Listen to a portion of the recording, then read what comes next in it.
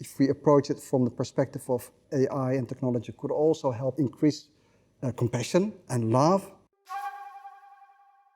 That field never interested me, nor did computer science in general. I always was interested in studying medicine and becoming a doctor. But at some point, my father bought a computer just before the moment I had to decide which studies to do. I saw the possibilities, the opportunities that you can do with information processing, with pattern recognition, with AI. So I decided to study information systems instead of medicine, which I regretted quite quickly.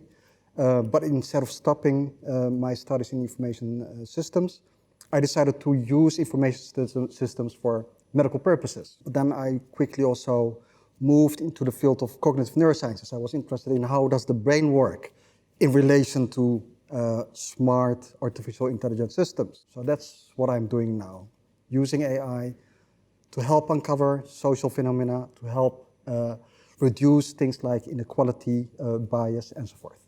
So if we talk about inequality, for example, if you collect a lot of data, for example, on mobility inequality in a city, you use AI to understand the patterns in the data.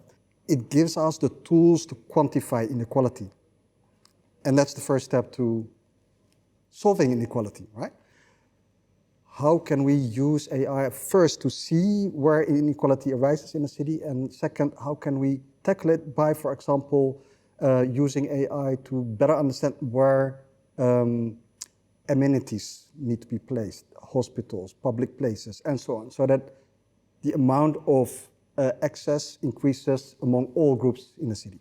I also fully understand that the use of AI could perpetuate existing inequality, and that's something that we can only, I think, solve by developing AI systems by diverse groups, and by developing AI with explicit goals, not to optimize costs or time and so on, but to optimize human values.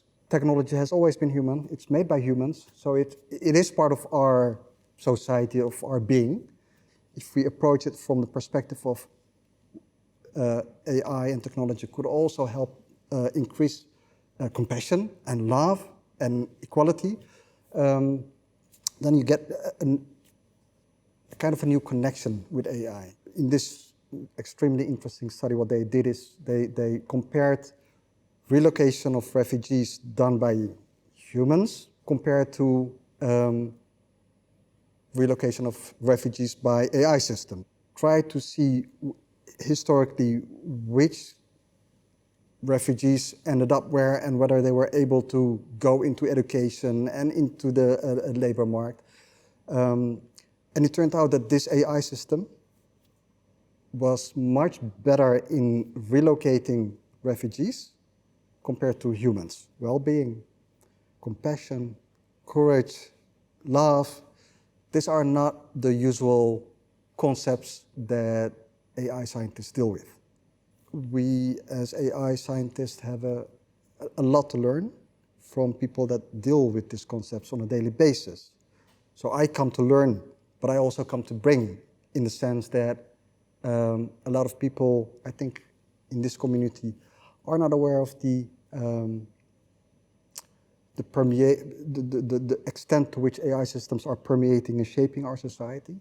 It is bringing these two fields, communities together. On the one hand, people that are on a daily basis working on wellness, health, well-being, love, and so on, with people that work in technology. This could create systems that can amplify these human values. So that's why I'm very excited to be here. Well-being inspires well-doing. You could even say well-being requires well-doing. So to me, well-being is, to some extent, doing well for others, helping others. How do we create a culture, an environment that allows you as a person, as a professional, to focus on topics like well-being and focus on topics like compassion and love? If collaborations come out of this summit, unexpected collaborations across disciplines, across domains, if there's continuity when it comes to this summit, I think that would be a great success for the conference. for the summit.